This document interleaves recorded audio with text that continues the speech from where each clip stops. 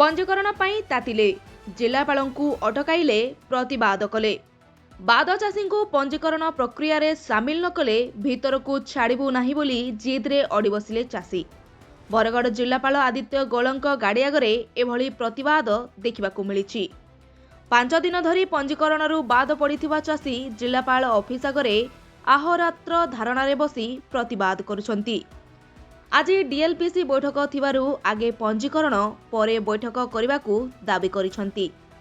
प्रतिवाद तीव्र हेबा परे पुलिस आसी स्थिति नियंत्रण करबा सह जिलापालंकू भीतरकू नेइथिले। अन्यपटे आंदोलनरत चाषींक पुलिस उठेई नेइथिबा बेले डीएलपीसी बैठक पई पुलिस छाउणी रे जिलापाल ऑफिस। घटनाकू नै पुलिस किंबा प्रशासनर प्रतिक्रिया मिली पारि नाही। चंद्रमणि हाक झिमिडा सोसाइटी पत्रापाली घर कार्ड ना हबार लगे आम एंता अनशन करूँ। आज 3 मास है आमर किसी ना हेबार के आज करमु काल करमु से छाकर बागे चकले गुटे बागे भुरते नौ ना बोली कलेक्टर के आस दियो हमको जवाब दियो बोल जेनसी आम कार्ड जेने बन बोल पुलिस वाले हमको क्या कर छकी कर हमको बोल पलो तुम बाढ़ जी दियो जो कलेक्टर से विचार हवा बोल विचार कण है आम 3 मास है विचार ना है ये कण कर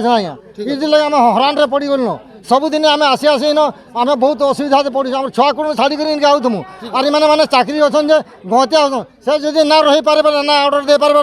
पलि जाऊ से चाकरी गोल हो कृष्णचंद्र दाबर झिलिमिटा पैक्स गोटे चाषी है आमर धान कार्ड अधा लोक अधा लोक ना आम चाहूँ आम धान कार्ड हो आज का डीएलपीसी मीटिंग अच्छी आज जो मीटिंग कर आज जो मीटिंग कर सब आमर सरीगला से फाइनाल करने धान किने बाकी लोग चाषी करबे काना आमर एतकी दाबी है जे आमर धान कार्ड हो जाऊ आम जाने कला किसी ना आमर धान कार्ड हो जाऊ गोटे गेट रे और एटा 4 दिन अनशन बस आमर चाषी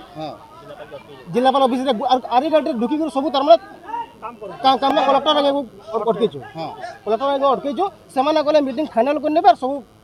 चाषी वंचित हो आम चाहूँ आमको से कही नौ तुम कार्ड केबे हेबा डेट देन नौ तापर आम छाड़ू प्रस्तुत है।